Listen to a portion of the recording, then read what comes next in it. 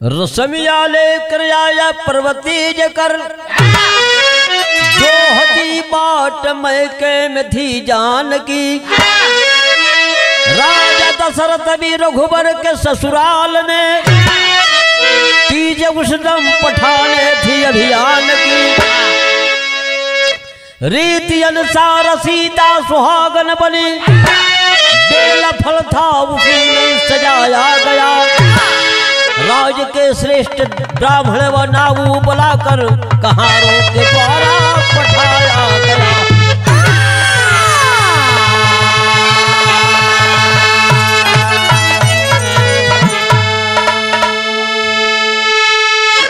साथियों, एक बार की बात है, माँ सीता जी अपने मैके जनकपुर में थे और राजा जनक जी कि यहाँ राजा दशरथ भी वर्तमान में थे और अयोध्या से तीज जा रहा है। अब उस तीज में पहले लोग कहाँ ले जा करते थे तो कहाँ चले, लेकिन वो भार में 3 सिरफल का फल था। सज के तिजहरू जब चल बीच रहिया हो,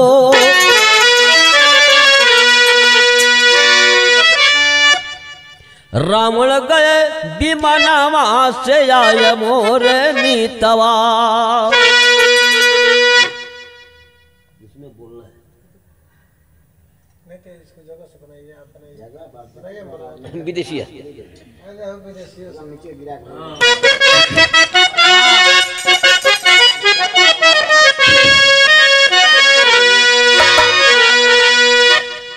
सज के तिजहरू जब चल बीच रहिया,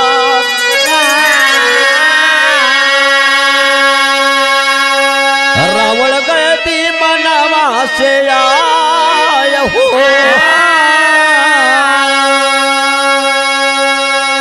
आशीर फल के 3 फल चोरी से चूरवल दिहल मंदोदर के ले जा।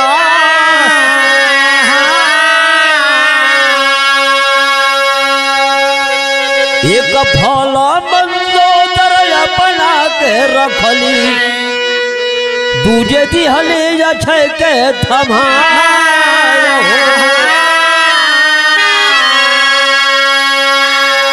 तीसरा बाँचल जौवन मेघनाथ पवल, सोचे गए चंडी के चढ़ा।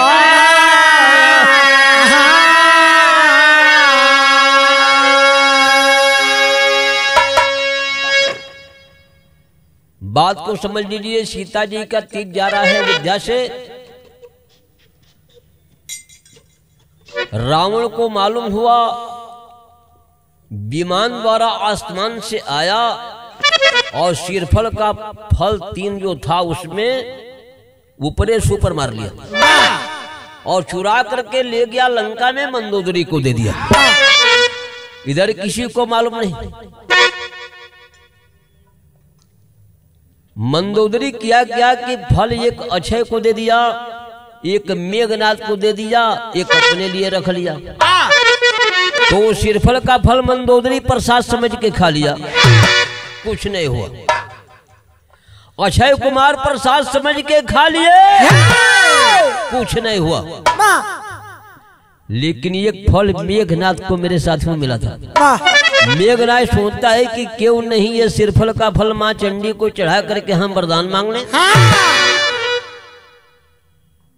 ये मन में लालसा लेकर के और माँ चंडी की पूजा की तैयारियां करने लगा।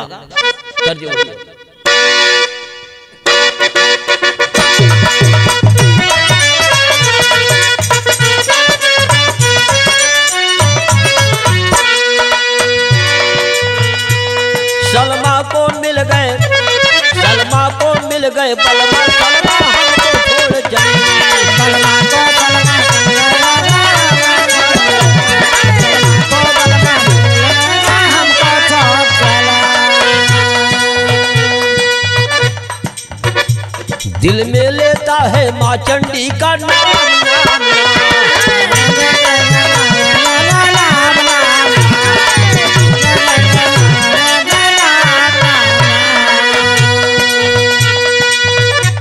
अब पूजा वाला थाल उठावे,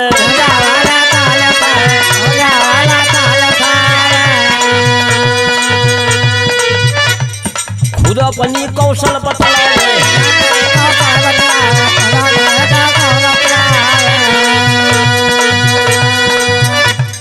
ले सिरफल मंदिर में लावे, सिरफल मंदिर में आए, सिरफल मंदिर में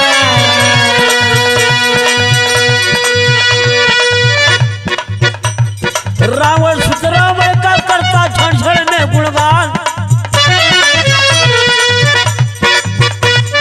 रावण सुत रावण का करता क्षण क्षण में गुणगान। मेघनाथ चला है ले चंडी का नाम,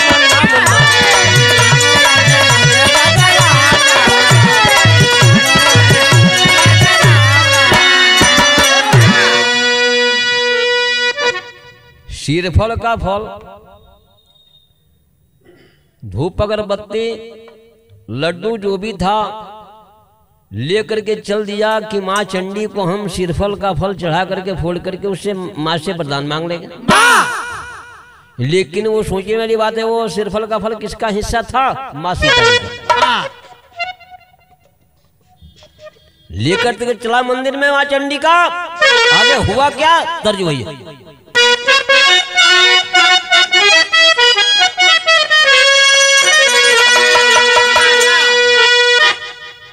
अरे आवे नहीं मौज पूजा से तोहरे,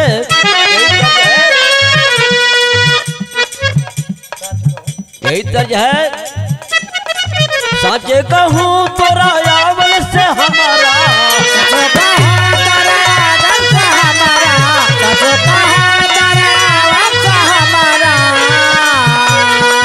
अगना में आइल बहार भौरी,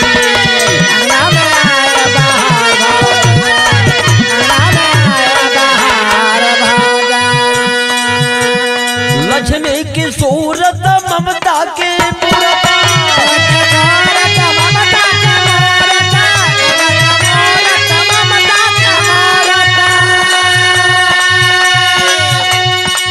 लाखों में एक हमार भौजी, लाखों में एक हमार भौजी।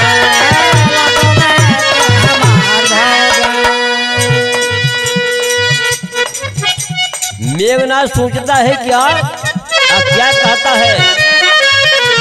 मुझे साना पूजा करे मंदिर में पूजा,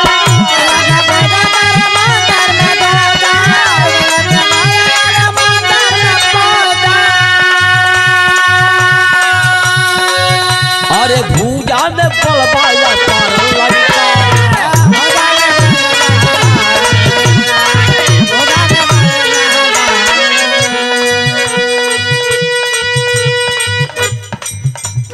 बड़ी के कपूरवा कर लगा चाप के,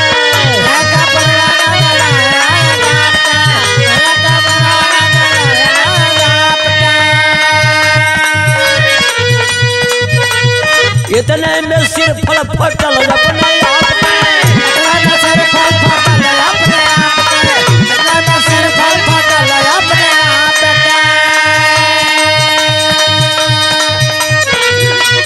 भइल प्रकाश बने मंदिर भीतरिया, प्रकाश बने मंदिर भीतरिया, प्रकाश बने मंदिर भीतरिया।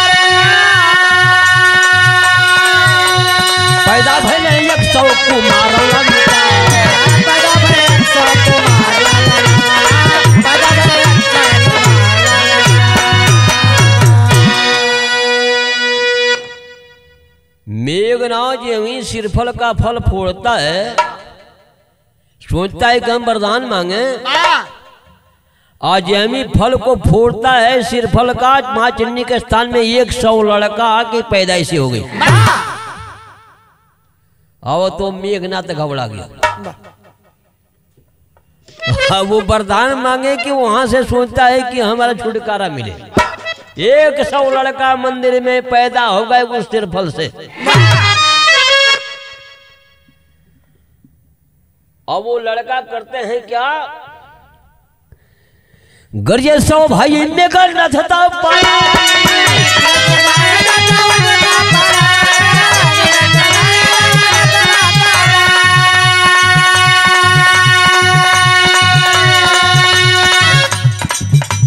गर्जे 100 भाई मेघनाथ था पर आई, आपताया ये लबरी यार लंका।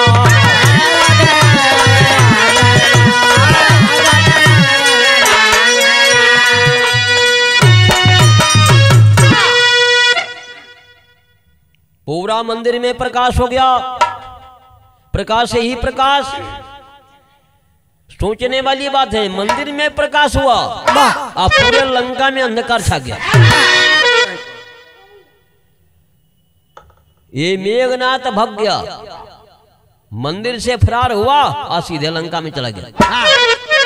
विचार करने लगा कि मैंने क्या कर दिया, क्या देख रहा हूं।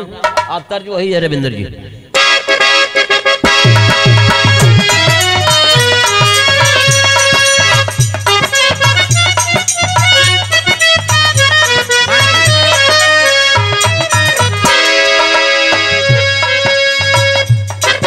तर्ज वही है रमेश जी।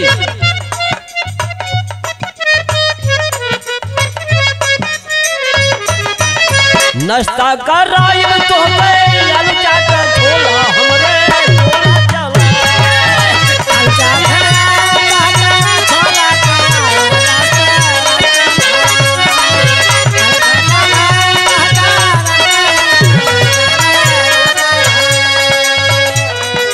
ऊपर से पी जाई कुकू कोला ये गुड़िया हमरे कोला चला, ऊपर से गए कोपा कोला ये गुड़िया हमरा, कोला ये गुड़िया हमरा कोला चला। बतिया के सोचल मन में छौल सन हरिया डरिया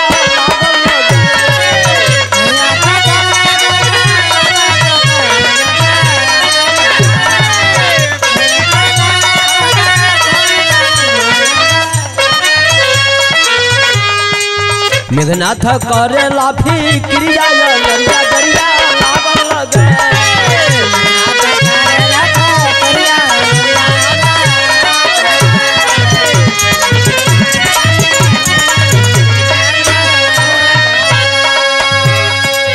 सिरफल से पैदा भइल देखो सब कुमार हो, सिरफल से पैदा भइल देखो सब कुमार हो, सिरफल से पैदा भइल देखो सब कुमार हो। बाटे पुराण बीचल लिखल ई जहान हो,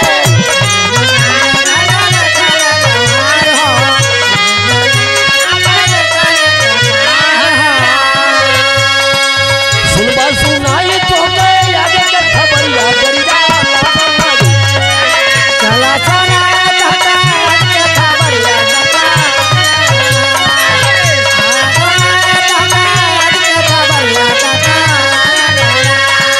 मेघनाथ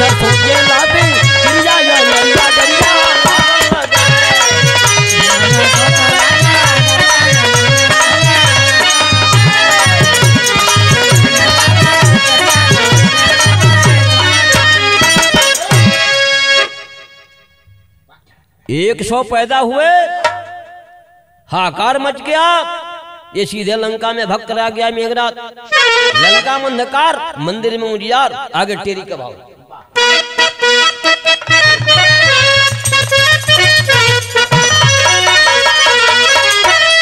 अब मगनिया सगरी माटी मिल गई, अरे मगनिया सगरी माटी मिल गई। झंखे मेघनाथ जब गया बेलवा,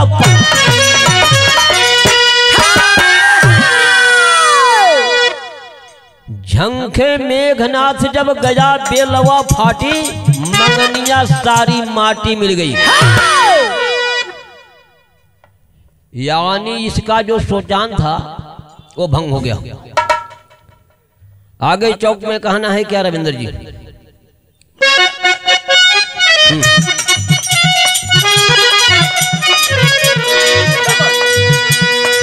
और देखिए इस चौक में दोनों ओर से रौ से बंदिश है। रौ से उठेगा, रौ से गिरेगा, बीच में कुछ कहिए, दोनों तरफ रहो, इधर से रहो उधर से रहो। रहस्य करो बीच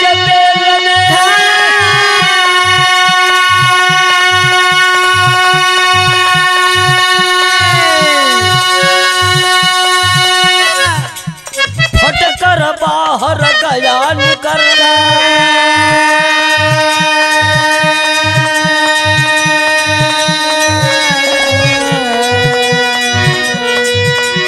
रमता हो गए तुरंत वहां से।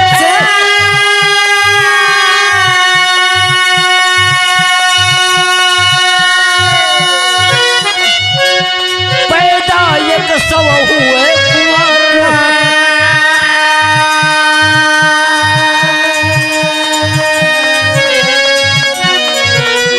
रूप सलोना सुहर सभी का,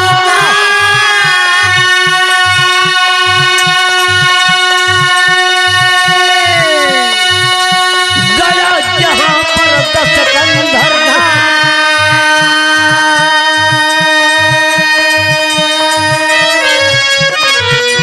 रतन लगाते मां चंडी से अपना अपना।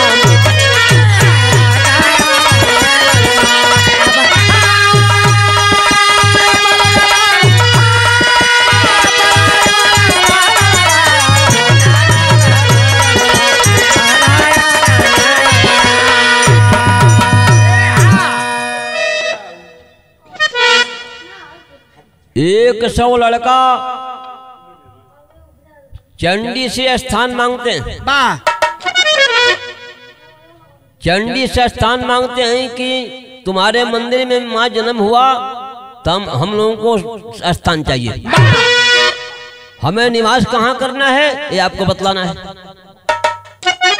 ऑनलाइन वही तर्ज का है।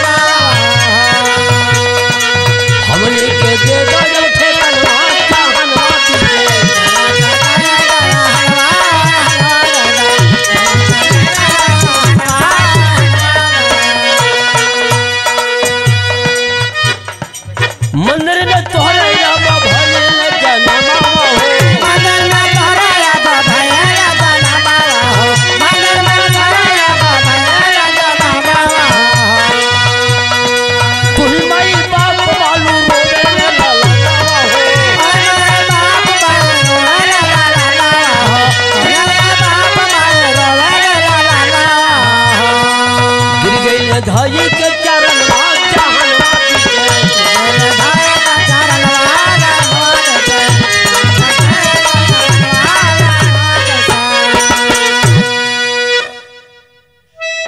माँ चंडी के पैर पकड़ के 100 भाई रो रहे हैं जो सिरफल से पैदा हुए थे। और वो सिरफल किसका था? जो माँ सीता जी का तीज जा रहा था अयोध्या से जनकपुर, जिसको आसमान द्वारा रावण लंका में लेकर चला गया। अब ये 100 लड़का पैदा हुए उस सिरफल से। चंडी से स्थान मांगते हैं कि माँ हम लोगों का निवास कहीं दे दो। स्थान माँ आखिर में है तो कहाँ है? ऑनलाइन वही तर्ज का है बाबू।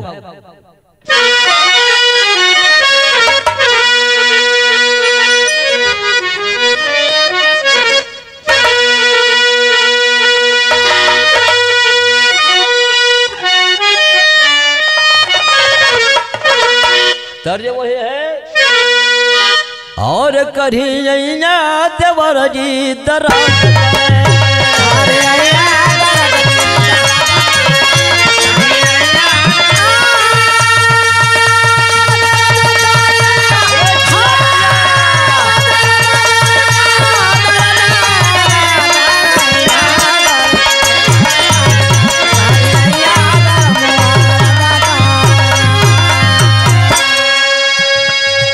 करिया देवर जी दराज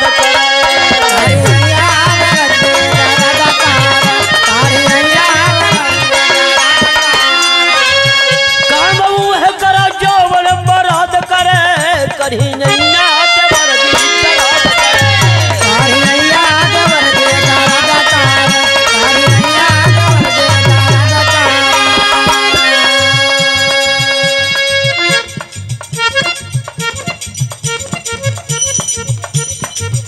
और द्वापर में मिल है उस दिन रतिया रहा बन के कबूतरवा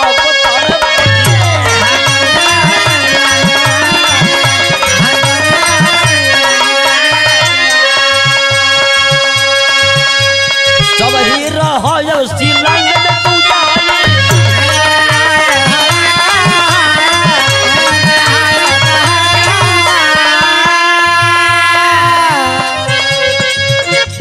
राजा संदीप मंत्री कौशल कहा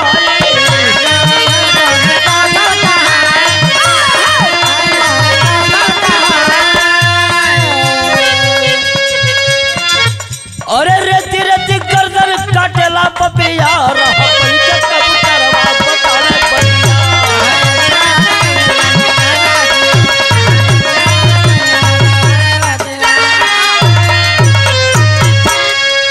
माँ चंडी बोली कि 100 तुम कबूतर बनकर के जाके शिलांग में निवास करो और तुम लोगों का द्वापर युग में स्थान मिलेगा। 100 कबूतर कहते हैं कि द्वापर में तो 100 भाई कबूतर बन के जाके शिलांग में रहने लगे। शिलांग का राजा उस समय संदीप था और उसका मंत्री कौशल था।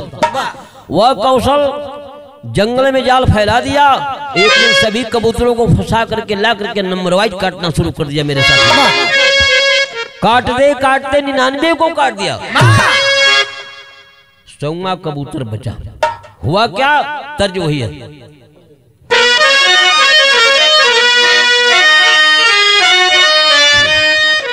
और ससुगली हटिया नलली हली करवटिया भसुर चल गई ने पठान पर हम बिकाय गई कबीरा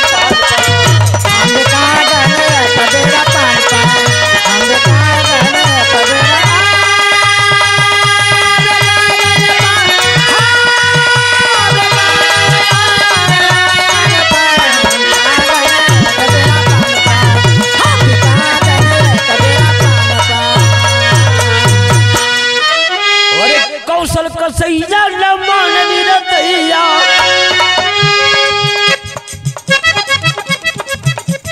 मारे कबूतर वाल के जान से मेला बारी बारी सब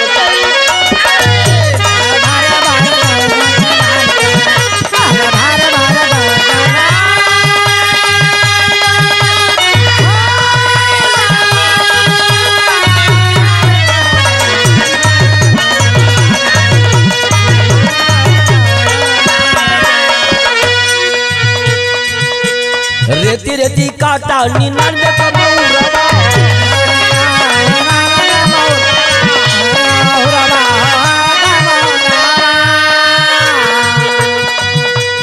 जबकि बचल बाटे ये कबूतरवा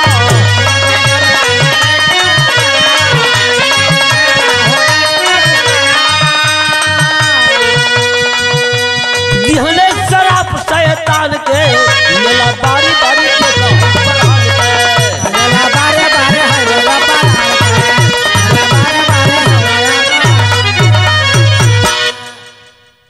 कौशल जंगल में जाल फैलाया, 100 कबूतर को लाकर के नंबर वाइज काटना शुरू कर दिया। काटते काटते 99 को काट दिया। जब 100वां मचा और सोचता है, देख रहा है कि मेरा भी जान बचने वाला नहीं है, तो 100वां कबूतर श्राप दिया कि कौशल मेरा ये श्राप ले लो। लास्ट पहापट का भाव है।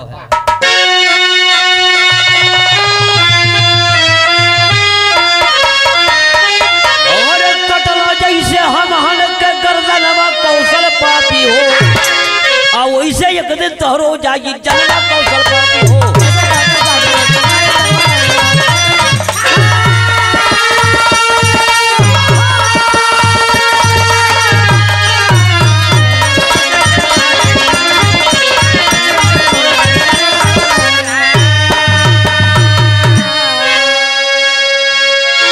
वैसे एक दिन तहरो जाई जन्मा कौशल पापी हो। कबूतर क्या बोला कि द्वापर में बनबा तू ही कीचक सब भाई, अब करे हैं बधान तुहर भीम बलदाई। अरे कजा के तुहरे द्रौपदी बनी करनवा कौशल पापी हो, अब मारल जई विराट के भमलवा कौशल पापी हो।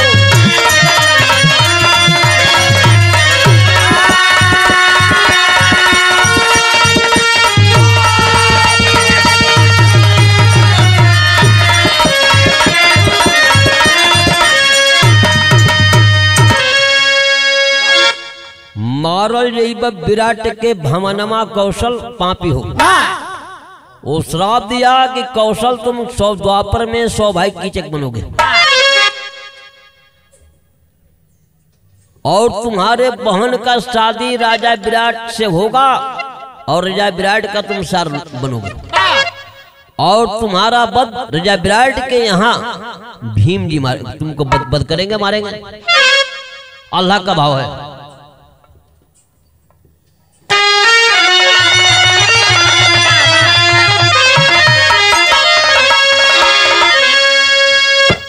अब देखिए, ये तो श्राप दिया कबूतर की 100 भाई तुम कीचक बनोगे, लेकिन ये 100 भाई कबूतर जो सिरफर से पैदा हुए ये क्या बने? और पपवा के श्रापावा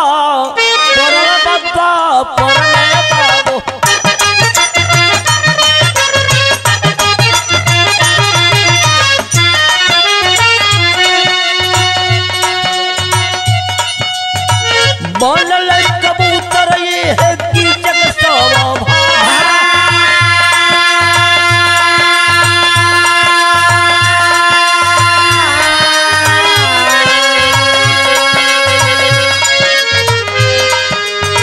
बोलल कबूतर ये है कौरावो शोभा।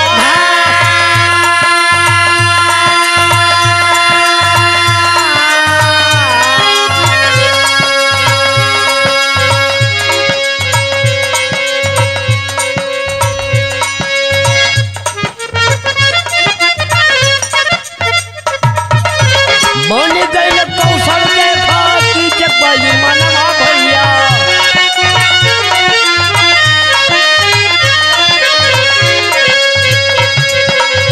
राजा जब विराट जी के सार है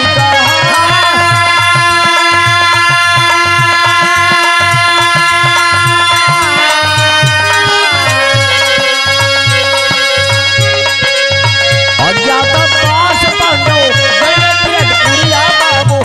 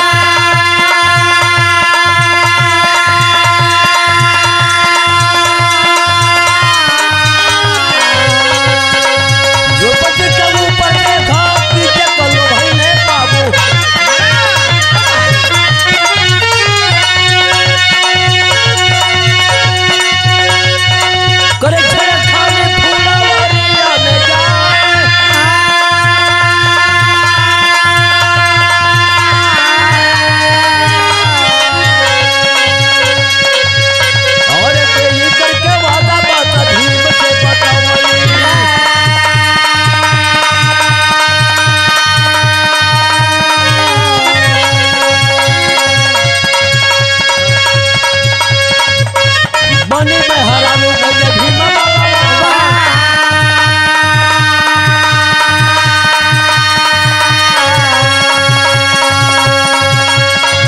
अरे सूचे भीमे देखा जाइए पानी के चदरिया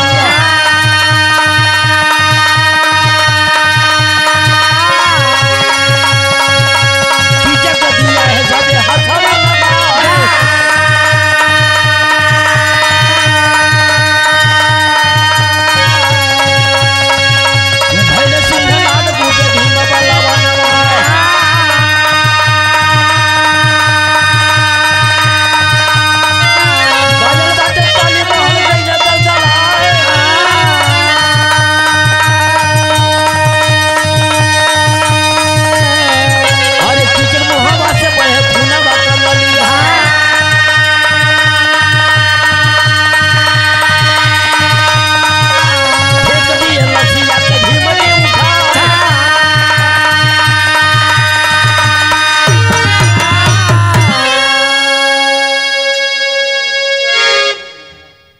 एक बार की बात है कि ये कबूतर से 100 भाई कौरव बने, मतलब 100 भाई दुर्योधन, और वह कीचक 100 भाई बना कौशल, जो कबूतर श्राप दिया था। अज्ञातवास हुआ, पांचों पांडव विराट नगर में गए, अलग अलग ड्यूटियां मिली, द्रौपदी का दासी का काम मिला, और वहीं पर कीचक था राजा विराट का साला। वो तो जानता नहीं कि पांचों पांडव हैं और ये द्रौपदी है, उसको तो मालूम था नहीं। और कहीं फुलवारी में बुलाता है, कभी कुआं पर बुलाता है, कभी कुछ करता है, मनो हर हमेशा छेड़खानी द्रौपदी को कर रहा है। द्रौपदी अपना आबरू बचा बचा कर है। एक दिन बात भीम को बता दिया द्रौपदी। भीम कसम खा गए, प्रतिज्ञा खा गए कि आज कीचक का वध निश्चित है। द्रौपदी को बतला दिया भीम जी कि तुम हट जाना। और ये औरत का सरजाम औरत बन करके भीम जी जा करके द्रौपदी के महल में वो सो गए, चादर ओढ़ करके। इसी में भीम आया, कीचक आया और देखता है कि दासी बहुत वादा की पक्की है। जब भीम की छाती पर हाथ डाला, सिंहनाद हुआ, ताली गूंज उठी भीम का। आज जब गूंज उठी, पटक करके कीचक को ऐसा मारे भीमसेन कि मुंह से नाली निकल गया, कीचक मर गया। लाश को उठा करके फेंकते हैं, कुछ दूरी पर जाकर के कीचक झटपटा के मर गया। लास्ट विरह का प्रमाण है मेरे साथियों।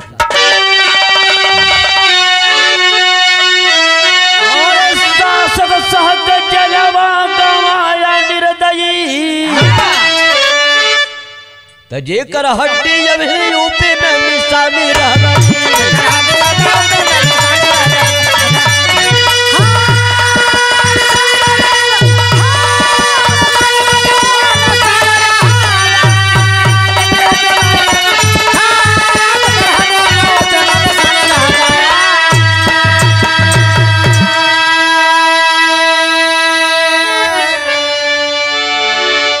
जिनकी हड्डी अब यूपी में निशानी रह गई।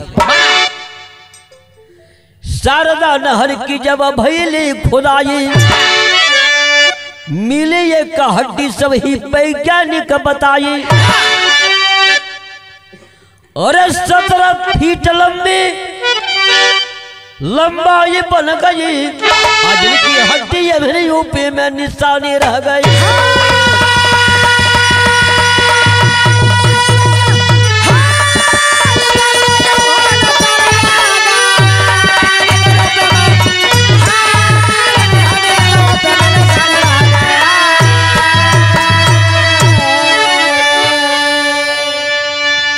शारदा नहर की खुदाई हुई, 17 फीट की हड्डी मिली।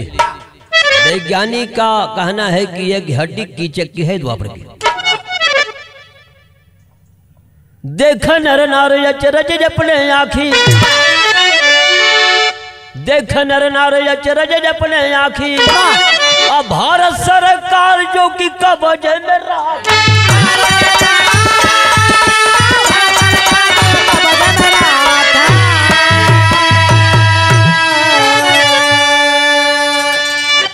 और कल्लन की कहानी यह पुरानी बन गई, आज कर हड्डी जब यूपी में निशानी रह गई।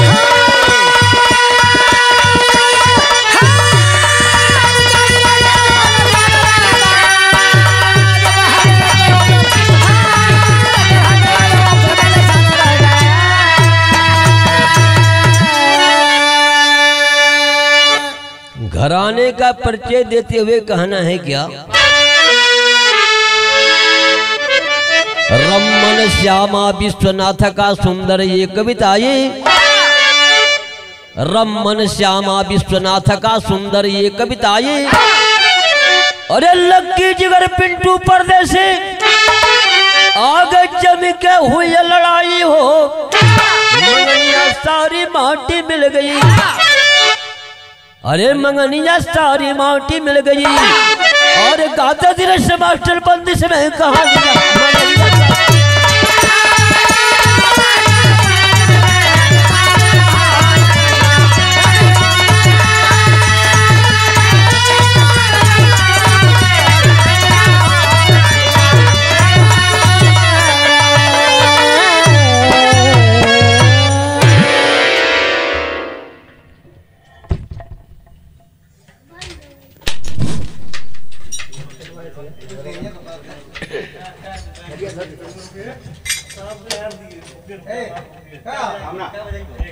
क्या बजेगा?